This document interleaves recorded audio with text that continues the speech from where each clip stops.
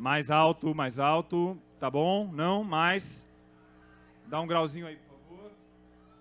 Nada? Estamos sem som? Aê, muito bem. Bem-vindos, muito bem-vindos aqui ao Palco da Praça e à Feira do Livro. Queria convidar todo mundo que está aí pela praça para se aproxegar e assistir esse grande debate que nós vamos ter agora. É uma honra para nós. E a gente pensou a programação dessa feira como se fosse uma espécie de versão 3D da revista 451. E por isso alguns dos nossos colunistas fizeram uma curadoria de mesas, escolheram convidados para entrevistar ao vivo aqui para vocês. E aí aqui a gente vai ter justamente uma dessas mesas, que vai ser comandada por pela nossa brava colunista, cujo tema é as cidades e as coisas, ou seja, né, tudo isso que está aqui. E essa feira tem muito a ver com esse tema das cidades e as coisas. Então eu gostaria de convidar ao palco, por favor, o grande Luiz Antônio Simas. Seja bem-vindo, Simas.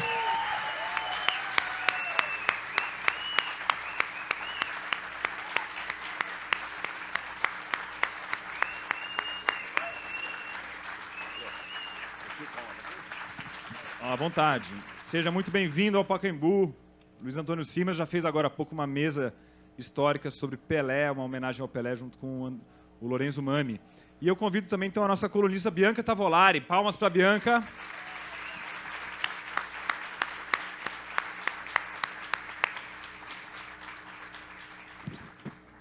Bianca é professora de Direito, uma pessoa muito atuante nas questões de cidade e uma intelectual de uma versatilidade incrível. Vocês não podiam estar em mãos melhores para conduzir essa conversa. Então, Bianca, estamos nas suas mãos. Boa mesa, muito obrigado. Eu queria lembrar que o Simas, no final, vai autografar na Livraria Dois Pontos, logo atrás aqui, tá bom? Bianca, muito obrigado.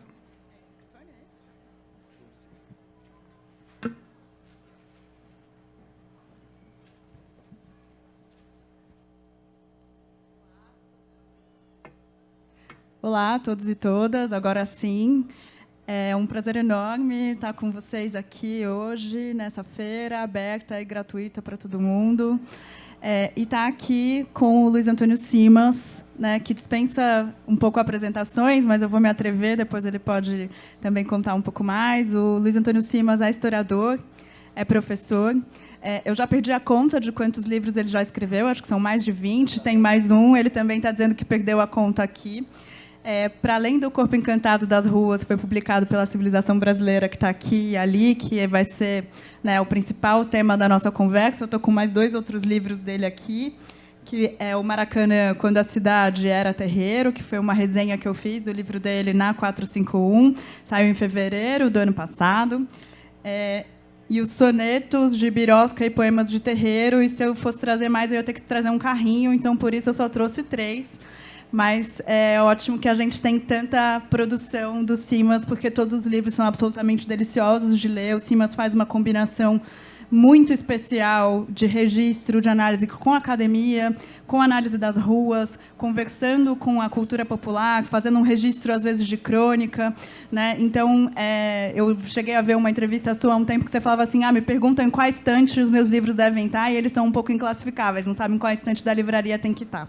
Para além disso, o Simas é um dos autores, junto com o Ney Lopes, do Dicionário da História Social do Samba, que ganhou um prêmio Jabuti. Enfim, a lista é longa, e imagino que todos e todas aqui acompanham, né, o Simas, o que ele escreve nos livros, mas também nas redes sociais, que ele é muito atuante. Então, para mim, é uma alegria muito grande. Eu sou fã, então vocês, né, já peço desculpas aqui, porque eu vou fazer perguntas que eu quero ouvir, mas também vão ter perguntas da plateia por escrito depois. A gente vai ter a oportunidade de interagir com ele. E ele vai também autografar os livros depois na Dois Pontos. Então, queria começar, Simas. Você começa esse livro, O Corpo Encantado das Ruas, falando que as ruas são de Exu em dias de festa e em dias de feira. A gente está num dia de feira, então eu queria que você começasse comentando isso para a gente. O que são as ruas São de Exu em dias de festa e em dias de feira? Como que a gente vê isso? E obrigado.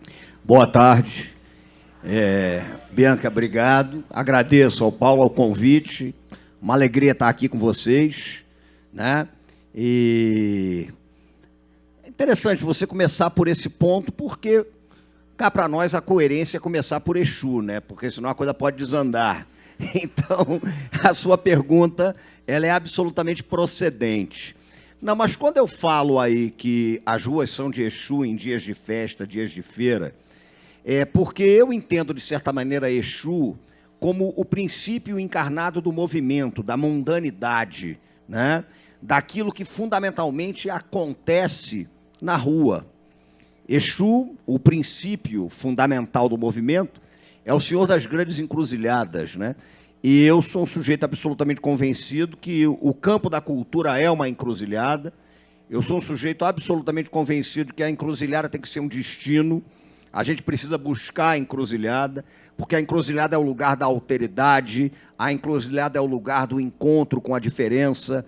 Eu escrevi há muitos anos, e acho que, de certa maneira, encaminha a resposta à tua pergunta, é um texto em que eu falava de Exu, o princípio, né, dinamizador do movimento, e eu imaginava, eu delirava uma encruzilhada em que Exu encontrava-se com Heráclito, né, o grego. E aí eu dizia que Heráclito vira para Exu e fala um dos seus fragmentos mais famosos, né, esperar o inesperado. E aí Exu viraria para Heráclito e diria, mas você só percebeu isso agora? Né? Então, me parece que a rua, me parece que a feira, me parece que a festa é fundamentalmente o lugar do movimento, o lugar do encontro, o lugar do inesperado, o lugar do inusitado, e mais do que isso, é o lugar do assombro, é o lugar do espanto. Isso é uma coisa que é muito particular para mim, e aí cruza com a minha biografia, não posso fazer nada. Eu não sou uma pessoa caseira, nunca fui, né? Então, a casa, para mim, ela funciona como uma espécie de descanso da rua. Eu me sinto mais confortável, desde garoto, na rua do que em casa, né? Então, de certa maneira, a rua, por outro lado, ela te coloca diante do desconforto, diante do inusitado, diante do que pode ser surpreendente. E tudo isso é um princípio dinâmico do movimento. Como esse princípio encarnado, para mim, é Exu, e como também, vamos e venhamos aqui, eu vou te responder, Bianca, para fechar. Como eu gosto de fazer uma pequena provocação, né, eu me lembro muito, por exemplo, quando perguntavam a Ariano Suassuna o seguinte, mas a filosofia nasceu na Grécia, e mestre Ariano dizia, a grega nasceu, né? Mas a que não é grega não pode ter nascido. Então, eu acho que tem uma questão de provocar, né? Tem que ter uma provocaçãozinha, sobretudo no momento em que a gente vive no Brasil, que de ápice da intolerância, do racismo religioso, dessa coisa toda, trazer a presença, a materialidade do senhor do movimento Exu é importante, e por isso o livro abre com ele, e por isso nós abrimos aqui com ele.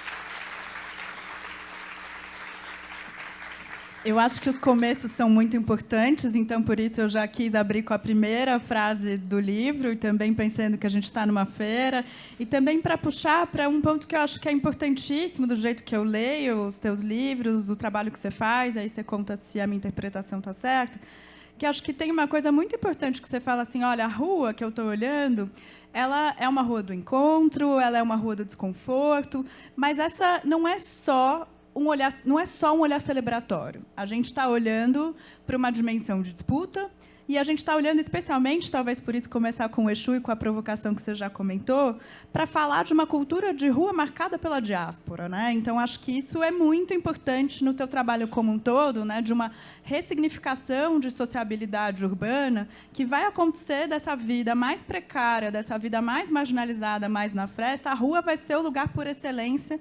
E aí eu acho que a gente consegue, não sei se você acha que faz sentido, fazer um fio condutor de tantos dos teus temas, né? Que é o samba, que é o futebol, que é a cultura de festa de rua, que é a pipa, a bolinha de gude, todos esses elementos que, de alguma maneira, né, o terreiro, né? De todas as maneiras, talvez se organizem por aí. Faz sentido para você? Olha, o que você falou é tão bom que, a rigor, eu nem precisava responder. Mas faz todo sentido. Porque tem uma coisa que eu acho que é, de certa maneira, a referência de tudo que eu trabalho, né? Aliás, as pessoas falam, porra, mas você estuda uma porção de coisa. Eu, a rigor, estudo cultura de rua. Porque se você pega os diversos temas que eu estudo, você pega meu trabalho, que eu tenho um trabalho como compositor, com uma porção de música gravada, a rua, né, é o foco das atenções. Por quê? Aí eu não tenho como fugir disso, né? Eu nasci no Rio de Janeiro, que é a minha libertação e a minha absoluta desgraça, né? E meus livros não são celebratórios. A rigor, não são. Eu, por exemplo, sou um contundente inimigo da construção do imaginário da cidade maravilhosa, né? Um contundente inimigo da construção de um carioquismo fundamentado na praia e etc., porque eu acho que a cidade é tensionada o tempo todo. Mas o que de certa maneira, me instiga, do que eu falo, cruzando com o que você falou? O Rio de Janeiro é uma cidade diaspórica.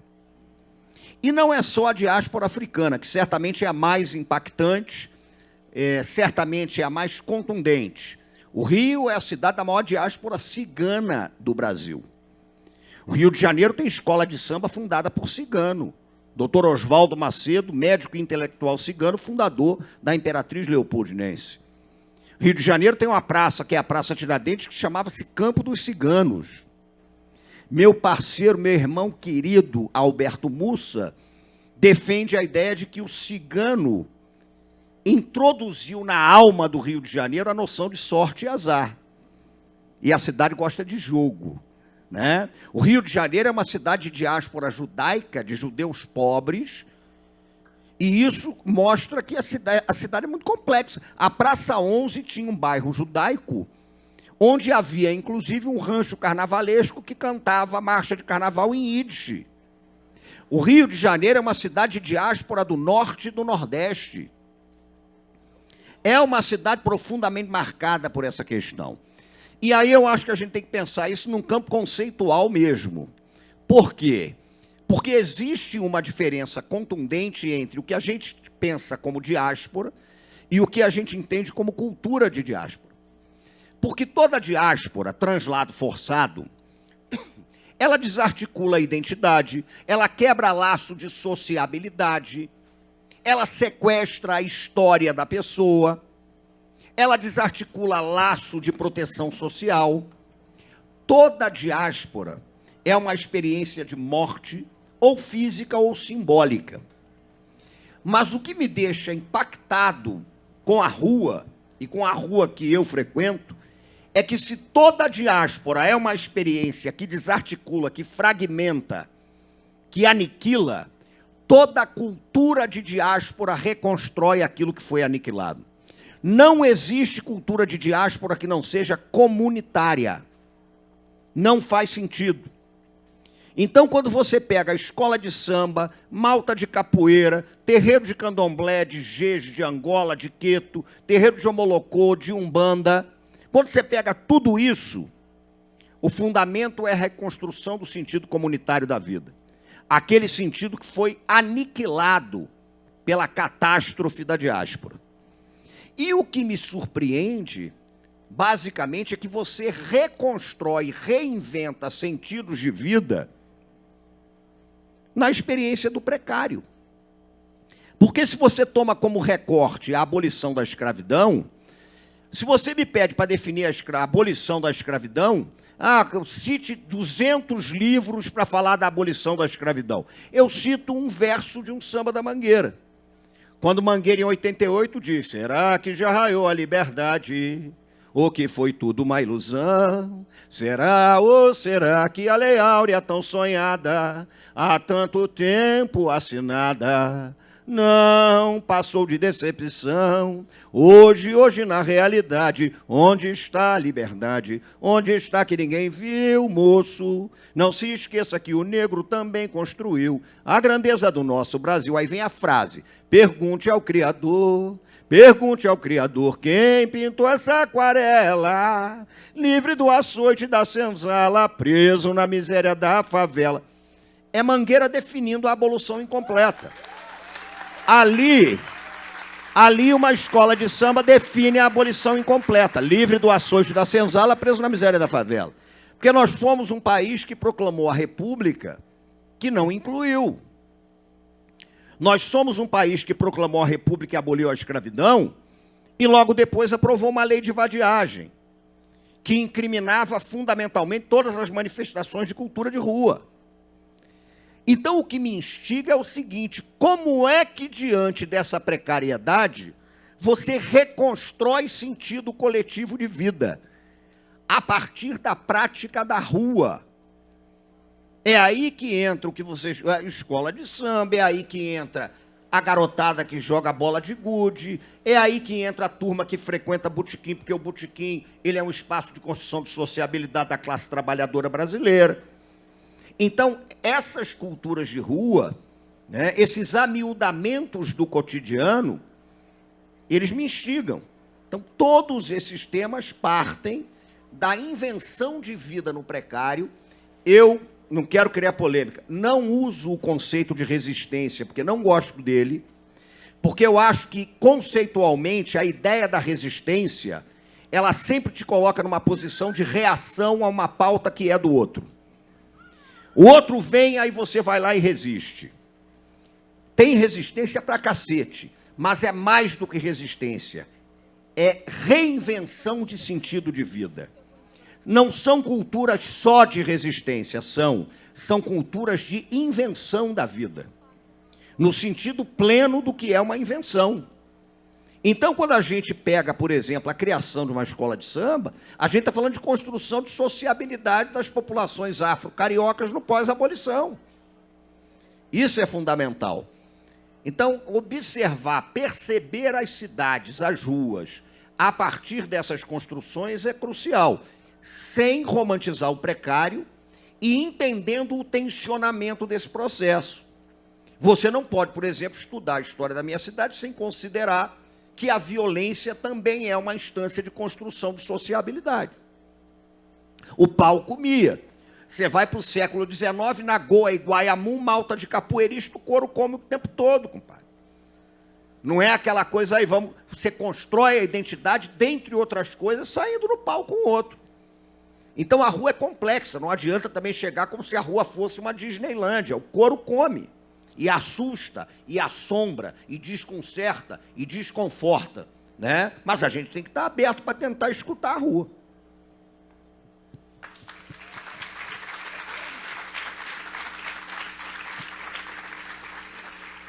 Vocês veem que a gente não recebeu só uma resposta, né? Teve palhinha, uma aula aqui que acho que... Não, mas sabe por quê? Posso? Claro, óbvio. Porque a gente tem que entender que a rua está inscrita como documento da história, não só no livro, né? Ela está inscrita no samba, ela está inscrita na maneira como o menino debica uma pipa, ela está inscrita na maneira como você joga bola de gude e escolhe se é búlica ou triângulo. Então, esses signos não normativos, né, eles fazem a rua. E no caso do Rio de Janeiro, o samba, né, ele é o testemunho mais vigoroso e o documento mais contundente a respeito do que a cidade é, né? É absolutamente maravilhoso. O que eu estava falando era que eu não estava esperando que você ia cantar. Não, mas eu gosto de cantar. Lado, então eu tô emocionada. Eu gosto de cantar, eu me divirto. eu vou te dizer o seguinte, é um papo, então a gente vai conversando. É um papo, claro. A pergunta mais estranha que me fizeram uma vez, numa entrevista, foi se eu escrevia por uma necessidade, uma agonia. Eu virei e falei, olha, se eu tivesse agonia, eu não ia escrever coisa nenhuma. No que eu escrevi 3 parágrafos, comecei a ficar agoniado, eu rasgo, né? Então, de certa maneira, eu vejo até o ato da escrita do livro, do encontro e tal, como uma instância celebratória, festeira, né? Então tem que dar uma cantada, tem que tomar um negocinho, por aí. Corretíssimo, corretíssimo. Então, espero que todo mundo esteja tomando um negocinho. E vou, então, puxar aqui, né, esse elemento que você trouxe da pipa, porque tem um capítulo do livro do Corpo Encantado das Ruas que fala das pipas de uma maneira incrível, que é olhar a pipa a partir de um lugar para olhar a cidade, né, e do quanto a verticalização impede a prática da pipa, né? Tem uma frase que eu acho que você começa, né, falando assim, as ruas também podem brincar com os céus, né, a partir da pipa, E a verticalização da cidade é assassina dos ventos, né? Então, quando a gente começa a ter muitos prédios altos, essa prática vai embora e esse olhar faz com que a gente consiga sair da instância da rua para pensar a cidade como um todo. Não sei se você quer comentar, porque eu acho que é um olhar muito bonito de pensar a escala da rua e pensar a escala do alto, né? Sim, não, vou comentar porque eu acho bacana. Eu cresci, passei grande parte da minha infância e adolescência numa cidade da Baixada Fluminense, chamada Nova Iguaçu, no Grande Rio, porque a minha avó tinha um terreiro. Minha avó era uma mãe de santo, ela veio do Recife para o Rio de Janeiro e fundou o terreiro dela em 1963. Né? Na Baixada Fluminense, o terreiro bate até hoje com uma outra Ialorixá, minha avó morreu. Mas eu cresci dentro daquele terreiro. E essa coisa da pipa, amiga, você que conhece esse assunto, gosta, sabe o que me instigou a isso? Foi conversando com uma garotada ligada à bola de gude. Porque a Rua Castor, onde ficava o terreiro da minha avó, ela era uma rua de terra. E a bola de gude comia solta. A garotada jogava bola de gude, bola obúlica e tal, couro comendo e tal. E a Rua Castor acabou sendo asfaltada. E foi asfaltada e, porra, todo mundo comemorou. A rapaziada só faltava soltar fogo. Porra, asfaltou a rua, cacete. E aí, rapaz, um moleque desse tamanho, um satanás desse tamanho, isso é sério, a história é séria, foi testemunhada. Ele falou um troço, eu gosto de ficar de ouvido aberto, ele falou um troço que eu falei, puta que pariu, o moleque tá certo. Sabe o que ele falou? Só que acabou a bola de gude. Porra, gente, então você vê o problema. Porque, a rigor, você vai considerar que o asfalto é sempre o quê? Positivo. Mas o asfalto mata a bola de gude. Você não joga a bola de gude no asfalto, você precisa da terra. Então, na dimensão daquele moleque, até porque ninguém pensa a cidade a partir da lógica da criança, né? Eu nunca vi, e eu sou meio doido, eu já fui numa praça, eu conto no livro, uma praça perto da minha casa, Xavier de Brito, tem cavalo, tem tudo lá, porque resolveram fazer uma reforma, iam botar brinquedo na praça. Aí eu fui lá e comecei. Ali tem um bar muito bom, vocês forem no Rio de Janeiro, Bar do Pavão. Aí, tomando aquele chopp e tal, cheguei para uma molecada e virei e falei, vem cá, vai reformar a praça. Aí falei para 5, 6 garotos lá. Perguntaram para você o que você quer que tenha na área de criança? Perguntaram para ninguém.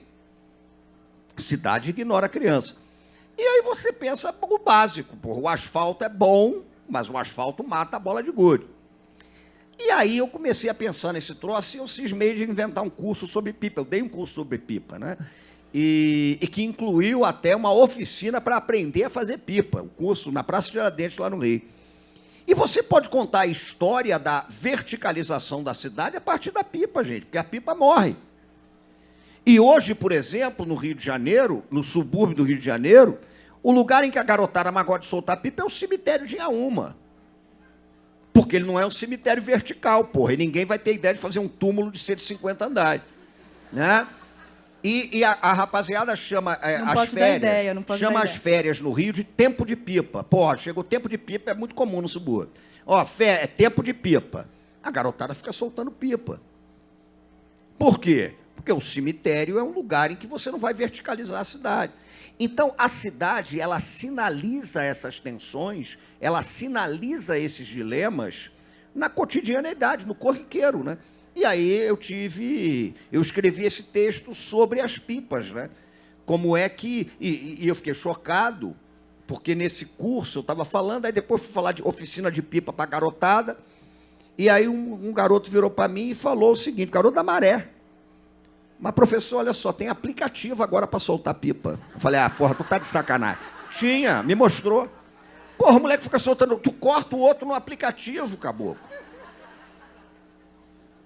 É uma tragédia, é uma catástrofe, é uma hecatombe. Você corta a outra pessoa, né, no aplicativo. Então a cidade dá sinais, né? Por isso que a gente tem que estar com o ouvido aberto e perceber o que está acontecendo. Muito bom. Acho que nesse exemplo da pipa, mas também acho que é um fio condutor do teu trabalho, do jeito que eu leio, que é essa tensão entre o encantamento da rua, essa rua como lugar de encontro, a encruzilhada, né, o novo, o diferente, o assombroso, e uma funcionalização que está indicando num lugar específico, né, que seria o desencantamento, ou seja, a gente vai dar uma função prévia, não tem espaço da exploração, não tem espaço do brincar, não tem espaço da festa, ou então da festa que é, né, promovida de maneira genuína ou autêntica, se a gente puder usar essa palavra, né? E que mata a bola de gude, né? Vai ser bom para o carro, né? Vou funcionalizar em razão da circulação dos carros, mas eu elimino os outros usos que são muito mais invisíveis e ninguém está falando, que pena, a bola de gude foi embora, né? Acho que tem essa tensão o tempo inteiro. É isso? Estou lendo certo? Que bom. Tá, totalmente certo. Eu não estou dizendo aqui para sair quebrando asfalto e meter terra em tudo quanto é lugar, não, hein, Caboclo? Mas você falou absolutamente bem. É a morte desse... Na sinuca... Posso falar de sinuca? Claro, você pode falar se quiser, imagina. Quem conhece um pouco da cultura da sinuca, sabe que entre os velhos sinuqueiros, velha guarda, cabeça branca, rapaziada lá de trás, tempo do carne frita, né? Malagueta, Peruzzi, Bacanaço, João Antônio. Na sinuca, no código de honra da sinuca, tem um negócio chamado direito de estia. O direito de estia é o seguinte, isso é respeitadíssimo. Respeitadíssimo, cultura de botequim, cultura de zona, respeitadíssimo. Se o cara perdeu tudo na sinuca, mas perdeu tudo, rasparam tudo, os caras que ganharam dele dão pelo menos 10% para ele, que é o direito de estia para ele comer e conseguir voltar para casa. Isso é um código de honra da velha sinuca. Quando eu falo, por exemplo, da bola de gude, das cidades, é o direito de estia. Não é você, evidentemente, querer que não vá ter asfalto, não é você destruir prédio, explodir tudo, não é isso. Mas onde está a estia? A gente tem pensado na estia, nessas frestas, né, de sociabilidade urbana. Então, eu acho que a gente tem que pensar, quando pensa na cidade, na vida, no cotidiano, no código de honra da velha malandragem da sinuca. E a estia?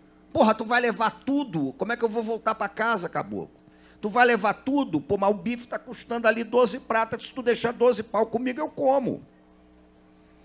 Então é essa a questão, né? Até o direito de estia, o código de honra da sinuca está sendo aniquilado, cara. E o desencanto está prevalecendo, né? Mas, enfim, tem briga. Eu sou professora de Direito, eu dou uma disciplina que chama Propriedade Urbana e Rural, e que eu sempre conto para os meus alunos e para as minhas alunas que eu gostaria de dar um outro nome de batismo para essa disciplina, que é Propriedade é Treta. Né? Então, eu sou originalmente carioca, esse treta vem muito daqui de São Paulo, mas a coisa da briga, da luta, da disputa, ela está o tempo inteiro acontecendo. Né? Não vai ter, né, essas disputas de uso sem briga, sem treta, até porque, como você está falando, né, o direito de estia é um direito de existência, né? Um direito de cidadania, um direito à cidade, se a gente quiser, como você também usa no teu livro. Mas, para além da gente estar numa feira, numa encruzilhada cheia de gente, a gente também está de frente para um estádio de futebol. Né? E aí a gente, né, estamos nos seus temas, né? E eu queria que você comentasse um pouco sobre o jeito que você olha para o Maracanã, né? Como que você olha para o Maracanã, olhando, né, ampliando a noção de terreiro, que eu acho que é incrível, né? Então, saindo da rua propriamente dita, né, entrando no Maracanã como um espaço, né, também encantado. Eu queria que você comentasse para depois a gente entrar em mais alguns pontos e pensar talvez em Pacaembu também. Tá. É curioso, porque quando eu falo do Maracanã, as pessoas, a princípio, acham que eu romantizo o velho Maracanã como um espaço, né, democrático e tal. Tem um texto sobre o Maracanã no Corpo Encantado das Ruas também, e etc. Mas eu falo o seguinte, eu falo que o Maracanã, o velho Maracanã, o que foi destruído para a construção da Arena Multiuso, ele era um espaço inclusivo, mas ele nunca foi um espaço igualitário. Eu discordo daqueles que acham que o velho estádio era um estádio igualitário. Não era, ele era inclusivo. Mas a própria arquitetura do Maracanã, ela incluía a arquibancada, ela incluía as cadeiras, ela incluía a geral. A arquibancada, frequentada por uma galera de classe média baixa e tal. A cadeira frequentada por uma turma com poder aquisitivo maior e a geral era onde o bicho pegava. Então, de certa forma, isso é uma poderosa imagem que serve para pensar o Brasil. Porque é um modelo de inclusão que não é igualitário. Esse país é um problema tão grande que até os modelos de inclusão não foram igualitários. Não foram igualitários. O Maracanã trazia essas contradições. Eu falo nos meus trabalhos sobre o Maracanã, era um estádio absolutamente hostil à presença da mulher. Absolutamente hostil. Era um estádio que trazia zonas de desconforto, né, porque em alguns lugares você não conseguia ver o jogo. Mas a destruição do Maracanã para a construção da arena, ela não quis destruir o estádio. Ela quis tirar do estádio o Geraldino. Nem o direito de estia de estar dentro do estádio, num lugar miserável, o cara tinha mais. É aquilo que a gente está falando. É o direito de existir. Né? Então, isso é uma questão que eu acho que tem que ser debatida enormemente. E quando eu proponho uma percepção do Maracanã, eu proponho dentro de uma ideia conceitual, que é pensar conceitualmente o terreiro. Que foi uma coisa que eu fiz num livro lá atrás, chamado Pedrinhas Miudinhas, em que eu tenho um texto chamado A Cidade é Terreiro e tal. Depois aprofundei numa parceria que eu tenho constante com o Luiz Rufino no Fogo no Mato, a Ciência Encantada das Macumbas. Porque se você mergulha nas culturas encantadas do Brasil, que é como eu chamo as culturas afro-brasileiras, indígenas, o catolicismo do fantástico, português, essa coisa toda, o terreiro, ele é um espaço praticado na dimensão do encantamento da experiência de mundo. O terreiro não é um espaço fixo, né? Eu não penso o terreiro como um espaço fixo de uma prática religiosa. Vou dar um exemplo que eu gosto de dar do Rio de Janeiro. Rio de Janeiro você tem o viaduto de Madureira. O viaduto de Madureira é um horror. Ele foi construído para ligar um lado a outro de Madureira. Terrível. Ele é um espaço funcional. A função é você pegar um carro e atravessar para o outro lado de Madureira. Mas um dia a rapaziada descobriu que debaixo do viaduto do Madureira tinha uma sombra bacana. E aí a turma já começou ali a jogar uma capoeira de tarde. O pessoal da Serrinha já começou a jogar um jongo. Até que começou a ter há mais de 20 anos um baile charme em Madureira. Então, quando a pessoa chega, bota uma caixa de som, o pau come, a festa começa, o baile começa debaixo do viaduto, aquele território foi terreirizado, porque ele foi praticado na dimensão do encantamento da experiência do ser no mundo. A Marquês de Sapucaí, a Avenida de Desfiles do Rio, é horrível. É um cimentródromo, não tem uma árvore naquele troço, é terrível.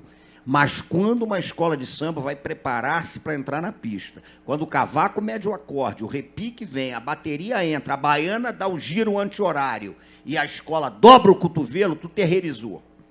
É terreiro. E detalhe, aí eu vou complicar mais. O primeiro terreiro é o corpo. Você vai pegar um bate-bola, no Rio tem muita cultura de bate-bola, o cara que se fantasia, tá, sai batendo bexiga e tal. O terreiro de bate-bola é a roupa dele. No que ele botou aquela roupa, ele está terreirizado. Ele está terreirizado. Ele foi para uma dimensão de encantamento da experiência do ser no mundo. Uma baiana, sabe que baiana, as velhas baianas, isso é a mumunha ali, né? Primeiro giro da baiana é sempre no sentido anti-horário, porque é o sentido das rodas de Iaô nos candomblés, porque representa a volta ao tempo do ancestral. Você voltou o relógio. Então, as velhas baianas, vai girar, anti-horário, cara. Que nem candomblé. Chegou num xirê, o couro vai comer, a macumba começou. Rodou no sentido horário e vai embora.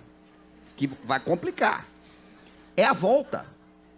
Quando uma baiana bota uma roupa, quando uma baiana gira, quando ela pisa na Sapucaí, o corpo é um terreiro, a roupa é um terreiro, o chão é um terreiro. Porque você praticou a experiência do encantamento do mundo.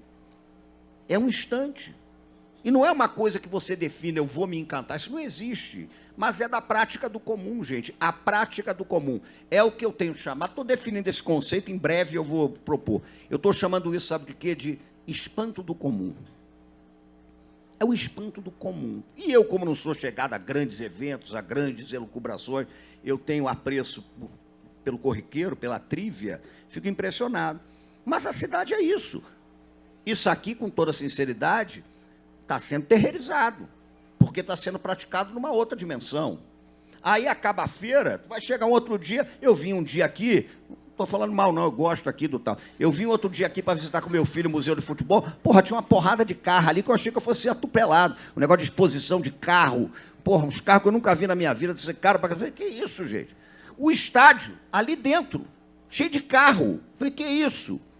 Desencanto, né? Agora, enfim, eu acho que vai por aí.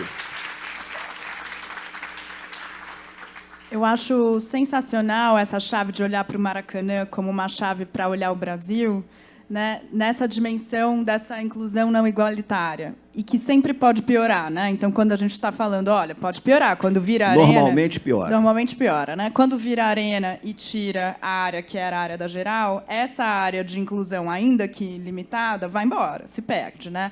Então, acho que talvez as pessoas confundam nesse sentido, não é que você está elogiando o que estava antes como se fosse um modelo perfeito, mas dizendo, ó, tinha aqui um espaço para a pessoa existir e terreirizar, né? Porque a geral, né, era um pouco isso.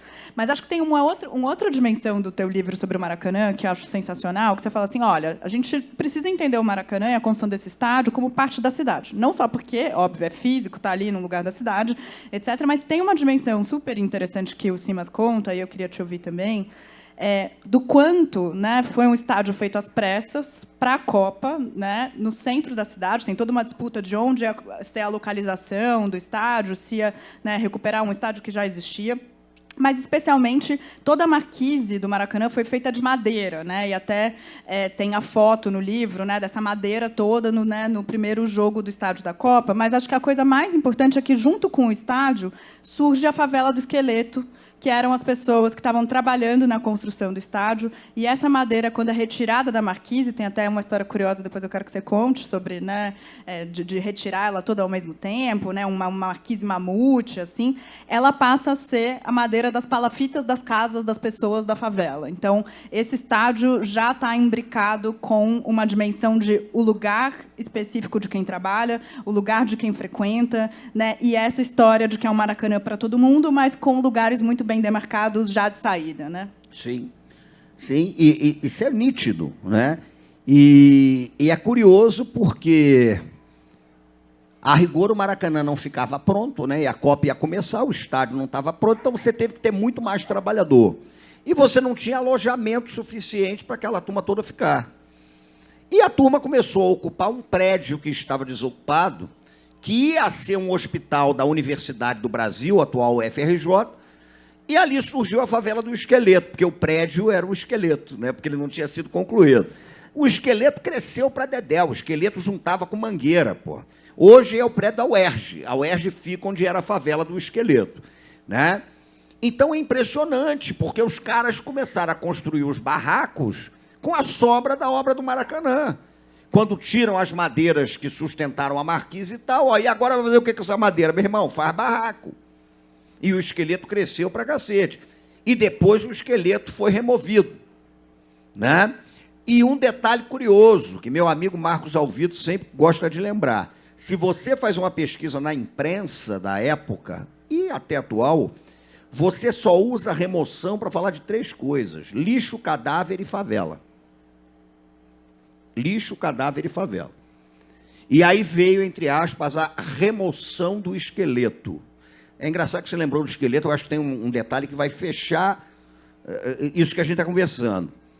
O Esqueleto foi todo removido com extrema violência, e a turma do Esqueleto foi jogada longe pra cacete daquele lugar de origem, num conjunto habitacional que foi feito para isso, chamado Vila Kennedy.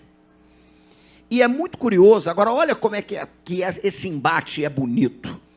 Muita gente da favela do Esqueleto desfilava na Estação 1ª de Mangueira, porque Esqueleto e Mangueira eram quase a mesma coisa.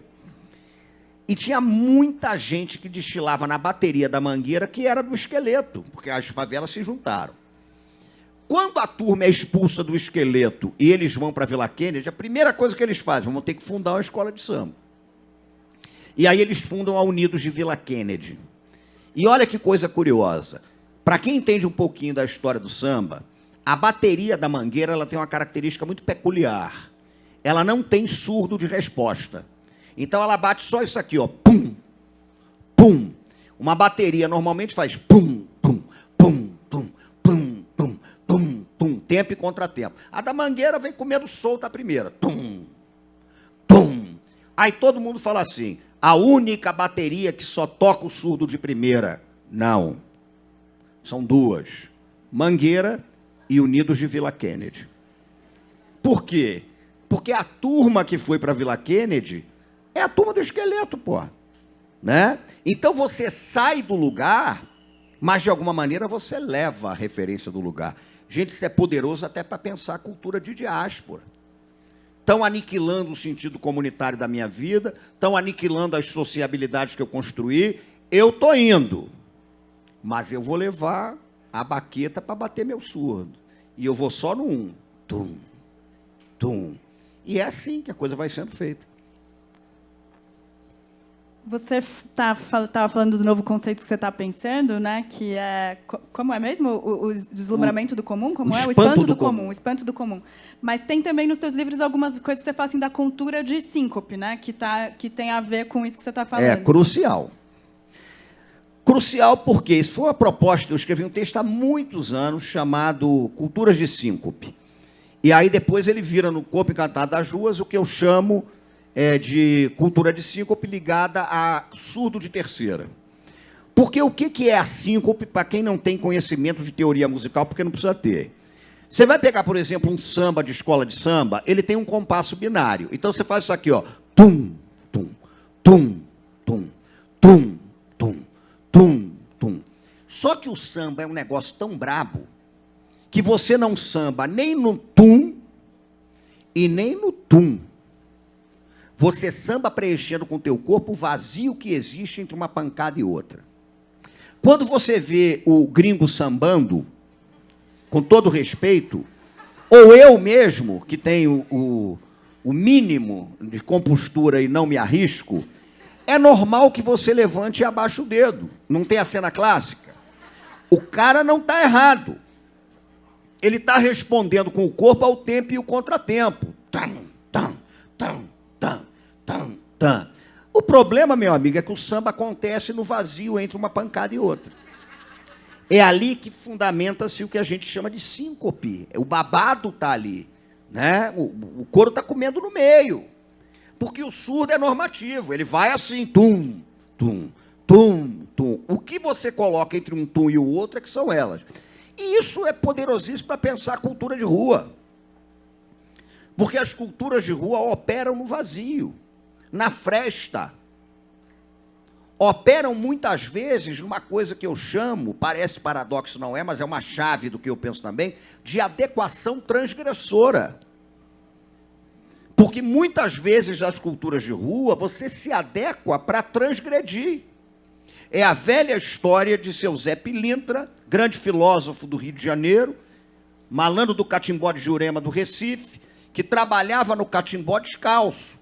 Vira a entidade no Rio de Janeiro, meu amigo, bota terno, sapato bicolor. Aí um dia viram-se para seu Zé e falam, seu Zé, por que o senhor andava descalço no norte e aqui o senhor só trabalha com esse sapato? Ele vira e diz, eu botei sapato para continuar descalço.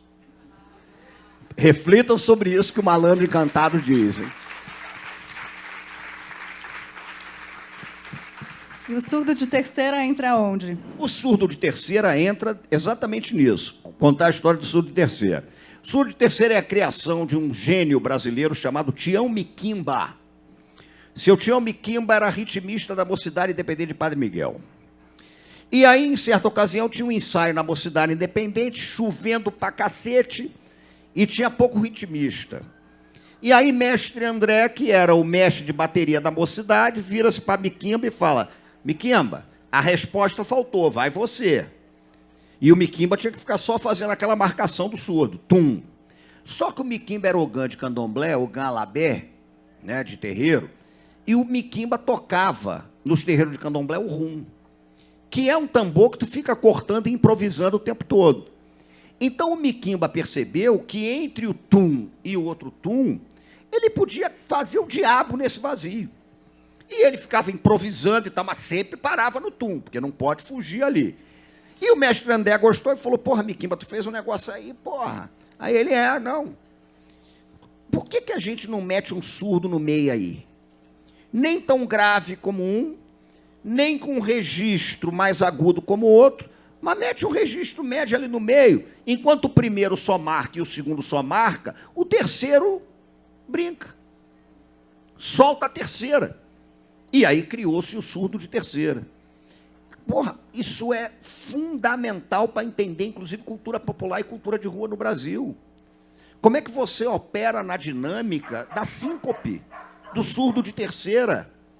Como é que você vai elaborando códigos, como é que você vai elaborando gramáticas não normativas e vai construindo os seus sentidos de mundo? O exemplo que eu dou no Corpo Encantado das Ruas, né?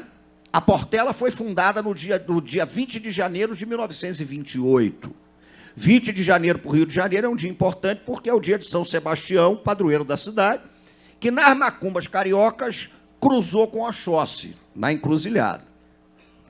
Como a bateria da Portela foi fundada, foi batizada no dia de São Sebastião, Oxóssi é o padroeiro da bateria da Portela, a bateria da Portela toca, no toque de caixa, o agueré, que é o ritmo de Oxóssi.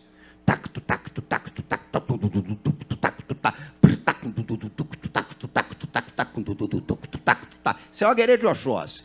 A Portela bate agueré desde 1928. E aí é uma coisa que eu digo nos meus livros. A Portela pode fazer enredo sobre qualquer coisa, sobre o espaço sideral, sobre o Pacaembu, sobre Dom Pedro I, sobre Napoleão. A Portela sempre vai estar batendo para Oxóssi na avenida. Sempre vai, mas é gramática não normativa.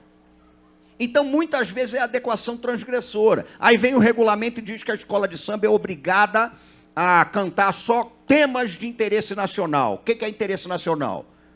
Tiradentes. Vamos embora.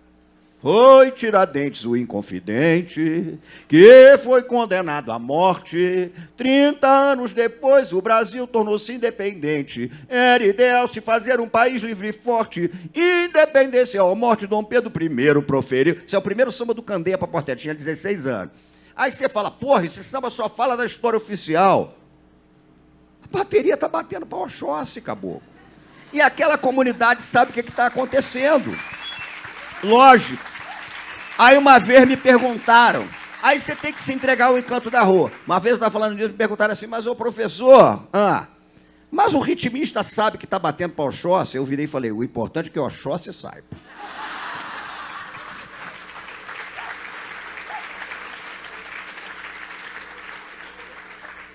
Muito bom. Eu quero pegar essa deixa do adequar para transgredir, que eu acho que ele é uma máxima super interessante para a gente pensar isso, dessas ideias síntese, né? O mesmo, né, que você estava falando, olha, eu acho que a ideia de cidade maravilhosa ela não é só falsa, mas ela é encobridora das coisas que estão acontecendo.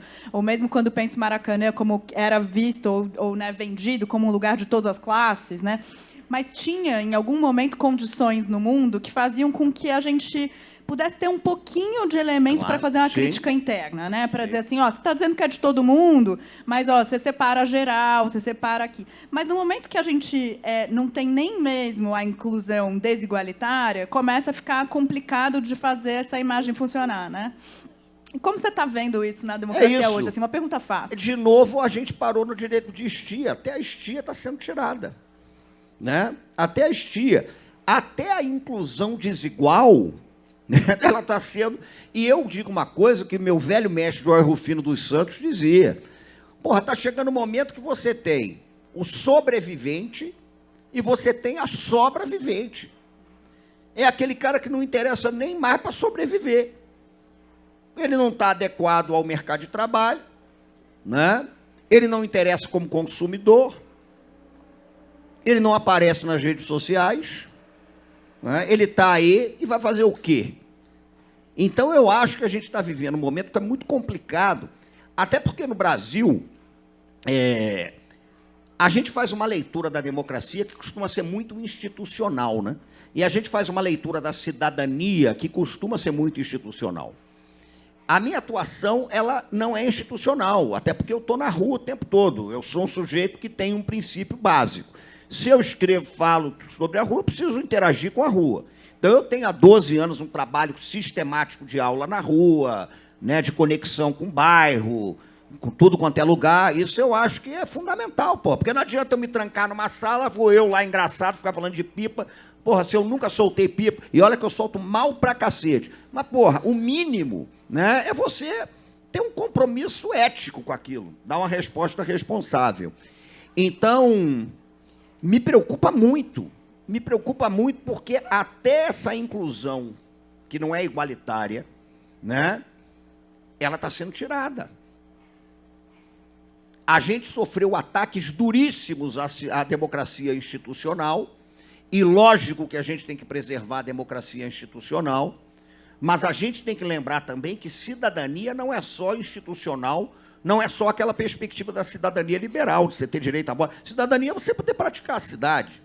Cidadania é você praticar a tua vida, né? Cidadania também passa por esse tipo de coisa.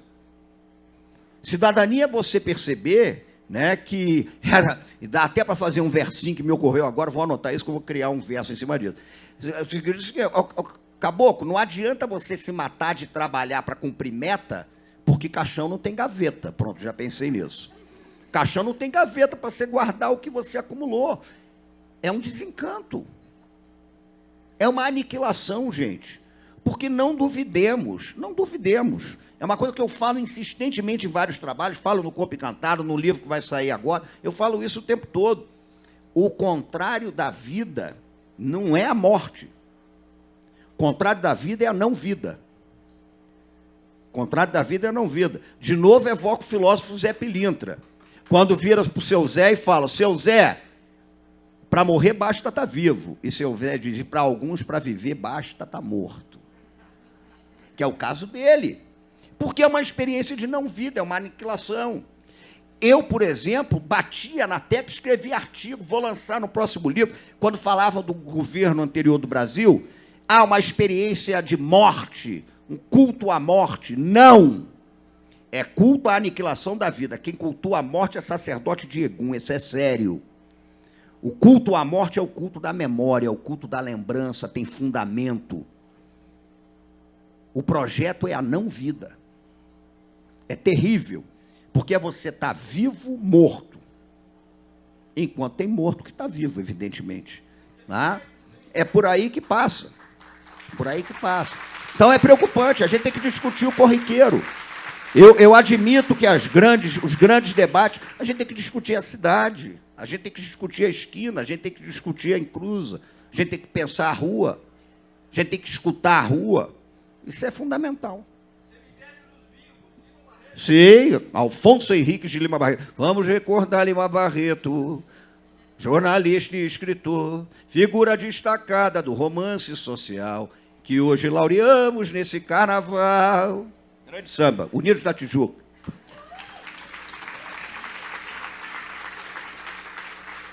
Eu vou já anunciar que daqui 5 minutos, a Júlia, que está aqui, e outras pessoas que estão ajudando aqui na produção, vão recolher perguntas da plateia que podem ser feitas por escrito, é isso mesmo, né? E que aí, então, a gente vai ler aqui, vai responder as perguntas de vocês, para quem quiser fazer uma pergunta para o Simas. E vou te pedir, Simas, para a gente já... Você falou do novo livro, né? E a gente estava comentando um pouco ali de que esse livro... Você falou que era o mais esculachado e a sua editora falou que é o que ela está mais apaixonada e que vocês chegaram à conclusão que ele é o mais no fio da navalha. Conta para a gente quando lança. Não, vai ser lançado lá no Rio agora, no dia de São João. E depois a gente pode lançar em São Paulo. Lançar em São Paulo é mais difícil, sabia?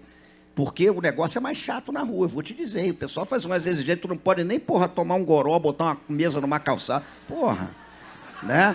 Aí é brabo, cara. Porque eu vou admitir uma coisa para vocês. Eu vou admitir, jogando limpo, eu não sou um cara chegado ao ambiente institucional da livraria. Eu não sou, cara. Eu não faço lançamento, por exemplo, um debate, porque eu bebo nos meus lançamentos. Aí, porra, eu vou ficar lá autografando o livro, tomando água. Eu gosto de tomar uma cerveja para celebrar, porque é uma celebração. Aí, depois de tu assinar 50 livros, você já está Porra, já dobrou o Cabo da Boa Esperança, está chegando a Calicut. Aí tu vai debater, fica complicado. Mas esse livro se chama... E a gente também, gente, com toda sinceridade, a gente tem que perder, é minha opinião, mas a gente sacraliza muito, às vezes, o livro e sacraliza muito, às vezes, o próprio autor, porra. Que isso? O cara que chegar lá na minha área e descer no CTI das Almas, que é o botequim debaixo da minha casa, ele vai me encontrar lá. Eu continuo amando Jorge Amado e Garcia Marques, e não é por mérito literário, mas porque me ensinaram que a vida é mais importante que o livro. Então, de certa forma, a celebração do livro tem que passar por isso. E aí eu escrevi esse livro que chama-se Crônicas Exusíacas e Estilhaços Pilintras. Ele é um livro todo fragmentado, porque Exu é fragmentado, tem uma pista para o livro, o caminho, né, da boca que tudo come. Então é um livro que você tem um pequeno ensaio, e daqui a pouco aparece uma máxima de Zé Pilintra, e ele é um livro que fala da presença de Exu como corporeidade da rua. Então, só para resumir, ele começa, por exemplo, quando eu posso, um spoiler. O primeiro texto é sobre Seu Djalma de Lalu. Seu Djalma de Lalu era um grande pai de santo lá do Rio de Nilópolis, que uma vez por ano, Lalu, que é um Exu, dava um milhar do bicho para ele. Lalu dava um milhar. Aí um dia Lalu deu-lhe um milhar, ele falou, vou apostar. E ele foi apostando em tudo quanto era banca, entre Nilópolis e Nova Iguaçu. Milhar do macaco. Foi lá e tal, apostou não sei o quê. Na cabeça, ganhou a fortuna. Tanto que ele construiu uma vila de casa chamada Vila São Lalu, para o pessoal do terreiro dele, que está em Nilópolis até hoje. Resumo da ópera. Toda vez que Seu Djalma saía para jogar no bicho, tinha uma procissão de gente atrás dele. Ele vai jogar! Aí já ia todo mundo. E criou-se uma crise institucional na banca. Que fala, porra, se todo mundo acertar essa porra, acabou a banca. O jogo cotou. Vou concluir. Para quem não conhece a cultura do jogo do bicho, cotar é o seguinte. Dia de São Jorge, a rapaziada vai apostar no cavalo, porra. Não tem dragão no jogo do bicho, é o cavalo. Cota o cavalo. Cotar é o seguinte, se sair, 50% a menos no prêmio. Saiu 50% a menos, porque senão você quebra a banca. E aí a relação é de confiança. Como é que se chama? Tem um termo empresarial aí, agora, negócio de confiança. Como é que é? Compliance. Então tem uma compliance ali, que é um cara, um apontador. Aí o cara fala, ó, então são esses personagens, rueiros, né? Mas é, sobretudo, um livro sobre como você não pode pensar a cidade sem observar, sem olhar a rua, e como é que a rapaziada dá nó em pingo d'água para conseguir viver diante de um projeto tenebroso de exclusão que está fundamentado em 400, 500 anos de história do Brasil.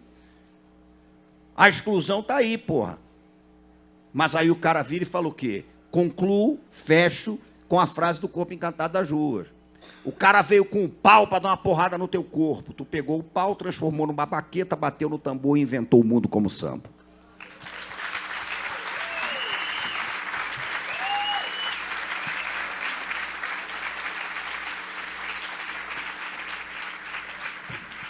Acho que a gente já tem as perguntas, ou ainda não? Se não tiver pergunta, beleza, hein? Não tem problema nenhum. Mais perguntas? Eu encerro, canto um samba e vou tomar um... Não, obrigada. A gente tem uma série de coisas, inclusive eu não posso deixar de fazer uma piada que o Simas aqui admitiu, que ele samba mal, ele joga pipa mal, mas que beber tá em dia, né? Mas só cerveja, eu não bebo destilado há 12 anos. Ah, então... Fui proibido. Foi proibido? E pelo maior dos médicos. Não foi médico, esses médicos de branco, não. Foi outro, muito mais sério. Já citei ele aqui várias vezes hoje. Muito bom. Bom, vamos lá aqui com as perguntas que chegaram. Como você pensa a escola pública como instituição na lida com a turma do fundão, que somos todos nós? Te vejo no Bar Madrid, kkkk. O kkkk é o quê? Riso. Maravilha. Risos. São os códigos da internet. Gente, a destruição da escola pública foi um projeto da educação brasileira.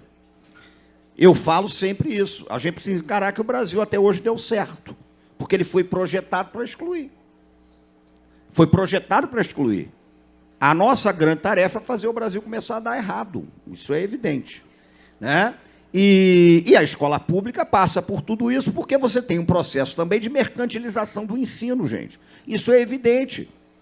O ensino hoje é visto no Brasil como um ativo para a circulação de capital. E para que esse ativo para a circulação de capital funcione, você tem que aniquilar a educação pública. Mas é uma coisa importante, só para concluir, a gente não pode confundir escolaridade com educação. Escolaridade e educação podem andar juntas, mas você se educa na rua. Você se educa na feira, você se educa no botequim, você se educa conversando, você se educa no jogo de futebol, você se educa eventualmente saindo na porrada, você se educa brincando. O fenômeno educativo vai além da escola, mas é um projeto, cara. A luta pela escola pública é absolutamente fundamental no Brasil e é uma luta que precisa ser ampliada, né, para a luta pelo público, pelo espaço público, pela cidade pública. É por aí que eu acho que a banda toca. Estaremos no Bar Armadilha, dia 22, para quem falou, vou dar uma aulinha lá sobre Santo Antônio. Muito bom. A gente tem várias perguntas aqui, dificilmente o Simas vai conseguir responder todas, mas ele vai receber todas e vocês podem encontrar com ele depois assinando na 2 Pontos os livros. Vai responder todas? Ah, tá vendo? Mas só se não, tiver... eu respondo, sem brincadeira, pode falar comigo. Não, só se tiver uma até cerveja porque a gente junto, troca depois... contato e a gente... Simas, você pode explicar a frase de Exu da sua camiseta? Obrigado. Eu sou historiador. Isso aqui é método e epistemologia da história. Porque o trabalho que o historiador faz é esse que Exu está indicando. Isso aqui é um oriqui de Exu. Oriqui é uma pequena frase, um pequeno verso sobre a cultura de orixá. E um dos oriquis mais famosos de Exu é esse aqui, ó. Exu matou o pássaro ontem com a pedra que só jogou hoje, né? Esse é um oriqui de Exu. O historiador faz isso. Então, quando eu vou estudar, por exemplo, o samba na Era Vargas, eu estou jogando a minha pedra hoje, né, para acertar aquele pássaro que voou. Além dessa questão, que eu acho que Exu é um teórico da história importante, tem um outro detalhe que é fundamental. É porque o tempo de Exu, ele não é linear. Ele é um caracol, é espiralado. Então, o passado, o presente e o futuro estão interagindo o tempo todo, né? O tempo inteiro interage. E eu sou um sujeito que defende a ideia de que a gente precisa disputar o passado. Não adianta querer disputar o presente e o futuro se a gente não disputar o passado. O passado é o pássaro que voou, mas a gente está jogando pedra hoje. Então, o fundamento é esse. É a necessidade de disputar o passado mesmo, o que foi esse país, como é que nós chegamos até aqui, é lançar as nossas pedras, né, para acertar os pássaros que voaram. Isso é um oriqui de Exu, portanto.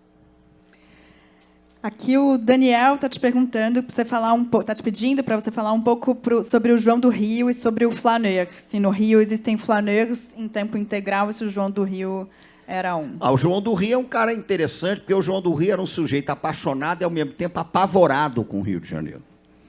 Porque, ao mesmo tempo que ele tinha uma pulsão de estar na rua, de falar, de escrever o que ele via, ele ficava assombrado, e muitas vezes ele dizia, isso aqui não pode dar certo nunca, é uma coisa que não, como é que vai funcionar esse troço? Você vai ver, por exemplo, Religiões do Rio, que é um livro do João do Rio, que é cheio de preconceito e tal, mas, ao mesmo tempo, não tem como você passar ao largo dele, porque ele registrava. Então, o João do Rio, como o grande flaner, né, o grande andarilho, o grande caminhante das ruas, eu acho que ele vivia nessa encruzilhada entre a paixão e o medo, né? A cidade que apaixonava João do Rio apavorava João do Rio. E ele precisa ser lido, porque foi o cara que mergulhou na rua. Eu quero saber o que está acontecendo ali. Foi o cara que foi para presídio ver que tipo de tatuagem preso utilizava, né? Foi o sujeito que foi a terreiro de macumba, quando, você nem imaginaria esse tipo de coisa. Então, ele era esse personagem. O Rio ainda tem muito caminhante, né? O último flaneiro, eu acho que é um caricaturista amigo meu, Cássio Loredano, que não anda nem de ônibus, percorre distâncias as mais inacreditáveis andando, olhando a cidade, não tem rede social, mas é uma tradição interessante. João do Rio é incontornável. Foi eleito para a Academia Brasileira de Letras aos 29 anos. Exatamente. Paulo Barreto. Muito bom. Vem que o Império te leva. O Império Serrano cantou João do Rio. Não, pode cantar, você está autorizadíssimo. Não, Não sou eu que não, tenho que não, te vai. autorizar de nada aqui. Eu fiz agora a consultoria de um projeto com uma série da Globo chamada Encantados, que passou, a consultoria de conteúdo lá é minha. E tem o personagem que a gente meteu essa coisa. Toda hora, qualquer coisa, o samba de não sei onde. É autobiográfico. Quase.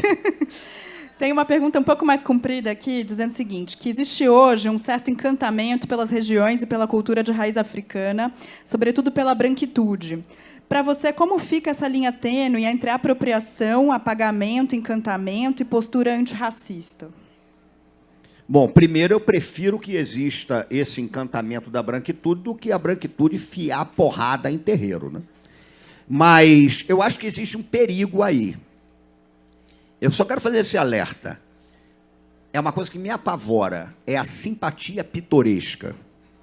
A simpatia pitoresca é perigosíssima. A simpatia pitoresca, ela... Eu vou lembrar de uma coisa, já que estamos numa feira literária. Eu acho que eu respondo com essa impressão, que a gente não tem muito tempo. Teve um debate profundo sobre samba, na década de 30, 1930, entre o Pedro Calmon e o Zé Lins do Rego. O Pedro Calmon detestava samba e ele falava barbaridades. Isto aí é o sentido pútrido da Kubala de Luanda. O Brasil tem que ser a Europa, não pode ser o Morro do Salgueiro. Nós temos que romper com essa cultura nojenta da senzala e tal. O Zé Lins do Rego defendia o samba. Zé Lins defendia o samba. Pedro Calmon está louco. O samba é uma coisa nossa, é uma construção nossa.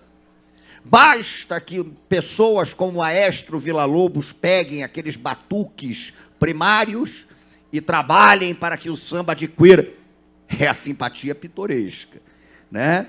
Então, essa simpatia pitoresca, ela é extremamente preocupante, é perigosa, porque aí você entra num terreno bastante complicado, né? Mas isso daria para a gente fazer uma mesa inteira. Mas eu tenho costumado chamar certas posturas de simpatias pitorescas. São muito perigosas, né? Porque você joga para um campo ali que não é campo da vivência, é o campo do simulacro. E aí é meio complicado, é perigoso. E essa ideia de folclore que faz o outro deixar de ser sujeito, né? Sim, sim. Então, tá pensando E numa também imagem em relação fora. aos estudos acadêmicos, vamos e venhamos, né? Que adoram pegar a cultura popular como um laboratório de experiência, e aí você precisa de um laboratório conceitual europeu para analisar aquele laboratório de experiência. Isso é uma coisa que tem que ser dita, né? Porque se você vai estudar o samba, eu vou te dizer uma coisa séria. Você quer ver dois autores que eu gosto, para não me alongar muito? Eu gosto muito do Gramsci e do Walter Benjamin. Mas a quantidade de dissertação e tese sobre o samba que começava com Gramsci e Walter Benjamin quase me levava à loucura. Eu já estava quase imaginando o Gramsci no Cacique de Ramos, versando com Arlindo Cruz. Porra, o Benjamin do lado do Jamelão. Como é que tá aí o som? Jamela. Porra, não é possível que uma cultura tão sofisticada não seja um manancial para que você elabore conceitos a partir dela. É disso que a gente está falando. Quando eu falo de cultura de síncope, é porque a cultura do samba é de síncope. Então a gente tem que desafiar, pensar terreiro, né, pensar síncope, pensar a cultura do tambor, gramática não normativa, padilhamento dos corpos, que está desenvolvido no fogo do mato, com Rufino. Pensar esse tipo de coisa. Então, ter uma ousadia conceitual, porque senão a gente vai repetir essa lenga-lenga. A cultura popular, a cultura afro-brasileira, a cultura de rua, é laboratório de experiência e você precisa submetê-la a um laboratório conceitual europeu. Isso é uma fraude, não funciona. Bom, deram mais uns minutos para a gente, porque o pessoal está animado aqui. Temos perguntas várias, né? A minha função aqui é te perguntar. Se você tiver alguma pergunta que você gostaria de ser perguntado, que você falaria do que você queria falar, você está mais do que à vontade. Eu prefiro me calar sobre a atual liderança do Campeonato Brasileiro. A pergunta do Rafael. Podemos dizer que Zé Pelintra, ao vir como Exu na macumba carioca, ele se torna completo? essa pergunta do Rafael. Não, até porque o princípio da macumba é incompletude. Zé Pilintra ainda é um ser em disponibilidade, porque você não sabe o que, que ele vai ser. Né? Como é que eu vou dizer que ele é completo? Eu não sei, não faço ideia do que ele vai aprontar aí. Então, seu Zé, mas é uma figura exponencial e é um filósofo da rua, né? E eu trato como filósofo. A única diferença é que morreu, mas fora isso é um filósofo. Morreu e continua filosofando, diga-se. E aí, você sabe de outra coisa? A pergunta que eu queria que você me fizesse, que eu vou me fazer. E você acredita em tudo isso? No caso, o você sou eu ou você é eu, você? Se eu acredito em Zé Pilintra, Exu... E você acredita em tudo isso? Tem menor importância. Até porque tem o seguinte... Uma vez eu estava conversando com um grande sacerdote nigeriano, Baba Wande Abimbola, e aí surgiu o tema da fé. Ele virou-se e falou uma coisa que eu falei, rapaz. Falou assim, olha só, a fé é um problema que vocês do Ocidente resolveram inventar, então vocês se virem. Porque a gente não é sociedade fé, a gente é sociedade rito. Então, acreditar ou não existir ou não faz a menor importância. O fundamento importante é o rito, é ritualizar a experiência da vida. Maravilhoso. Acho que tem... O Fernando Pessoa dizia uma coisa interessante, né? O Pessoa falava que convém acreditar em todos os deuses meio-dia, em todos os deuses não, convém não acreditar em nenhum deus ao sol do meio-dia, mas convém acreditar em todos os deuses quando a noite cai. Convém, né? A gente também está falando, né, acho que é uma tônica dos teus livros, do jeito que você expressa, que é olhar que isso, né, tipo, religião não é só religião, é um jeito que a gente vive, que a gente acredita, que a gente morre, que a gente nasce, que a gente se alimenta, né, que a gente festeja. Então, né, se acredita ou não, né? Não, e porque tem outra coisa. Eu vi a mesa da Nelly, por exemplo, teve uma pergunta sobre profano e sagrado. Essa dicotomia entre profano e sagrado para as culturas de terreiro não faz sentido nenhum. Você profana o sagrado e sacraliza o profano o tempo todo. Porque o profano e o sagrado se misturam numa encruzilhada, gente. São culturas cruzadas, culturas de cruzo, né? Então você sacraliza o profano e profana o sagrado. É assim que a coisa funciona o tempo inteiro. A gente tem mais alguns minutos. A Iná pergunta o seguinte, fala, boa tarde. Boa tarde, Iná. Imagino que quando escrevemos e publicamos, queremos que chegue o mais longe possível. Entretanto, gostaria de saber se você tem algum público que considera o seu alvo essencial. Resumindo, quem é seu público? Depende do livro. Mas eu quero ser acessível. Porque eu acho que você pode ser acessível falando coisas que são importantes, que são sérias. Definitivamente. E vou te responder de uma forma básica. Esse livro que eu vou lançar agora, eu pensei na leitura dos textos a partir do tempo de uma viagem de trem entre uma estação e outra. Eu começo, inclusive, na apresentação dizendo, lê na rua. Porra, tu está no consultório do dentista, atrasou pra cacete, abre e lê uma história. Você pegou, conseguiu sentar no trem, lê uma história. Né? Então, eu vou te dizer o seguinte, eu não escrevo para mim, eu gosto de escrever, que é para que as pessoas leiam. Eu não tenho nenhuma necessidade existencial de escrever. Conheço muito escritor que tem. Eu viveria maravilhosamente bem sem escrever. Se você falasse para mim, se você não escrever, você morre. Eu não. Eu vou morrer porque eu não vou escrever. Eu não tenho muito essa coisa, não. Né? Mas eu gosto de me comunicar. Eu acho a escrita interessante. Todo mundo que escreve um livro, todo mundo que publica um livro, em alguma medida publica porque tem vaidade de querer ser lido. Nem que seja pela sua mãe. Isso é básico. Mas se eu tiver que dizer qual é o meu público, eu digo para você com sinceridade, eu vim de uma família que não tinha consciência da historicidade. O que eu quero dizer com isso? Eu sou o primeiro sujeito da minha família que terminou o ensino médio e entrou numa universidade. Né? Eu sou filho de uma família em que a minha mãe era balconista, meu pai era barbeiro, se conheceram num shopping no Rio de Janeiro, se casaram. A minha avó era uma mãe de santo, precariamente alfabetizada. Meu avô veio para o Rio de Janeiro para ser vendedor de galinha em olaria, e depois, quando eu cresci ele sendo cobrador e vendedor de enciclopédia. E a minha família não tinha consciência da historicidade. sempre achava que quem tem história é o outro, quem tem história é o Napoleão, quem tem história é o general, quem tem história é aquele deputado, quem tem história é aquela figura importante. Eu escrevo para tentar, de alguma maneira, dizer para minha avó, sei lá onde ela está, minha avó já foi embora há muito tempo, que a história dela precisa ser conhecida. Até porque, fundamentalmente, né, o grande contrário da morte é a memória. E o grande contrário da vida é o esquecimento. Então, eu escrevo realmente para quem está na rua, para quem tem condições. É por isso que eu falo na rua, porque falando na rua pode aparecer o morador de rua, pode aparecer a menina do colégio, pode aparecer o intelectual, pode aparecer o artista, pode aparecer o maluco tentando me matar, como já aconteceu.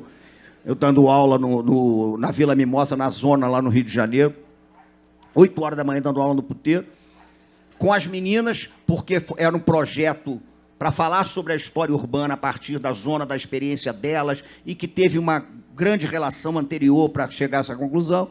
E eu fui falar de Niterói, o camarada virou para mim e falou no meu ouvido: "Tô armado e eu vou te matar se tu falar mal de Niterói." Como a rua te deixa diante dessas circunstâncias, eu não só não falei mal, como cantei um samba. Eu não sou daqui, eu sou de Niterói, sinto muito, mas não posso. E nos abraçamos. Gente, eu escrevo para a rapaziada, eu dou aula para o povo ler. E é por isso, só para concluir, que eu confesso, eu gosto disso aqui. Eu gosto de lugar aberto, eu tenho evitado cada vez mais a coisa da sala. Eu acho que a gente tem um compromisso com a rua. Eu acho que é fundamental pensar esse tipo de coisa. E vamos continuar na rua e falando sobre ela.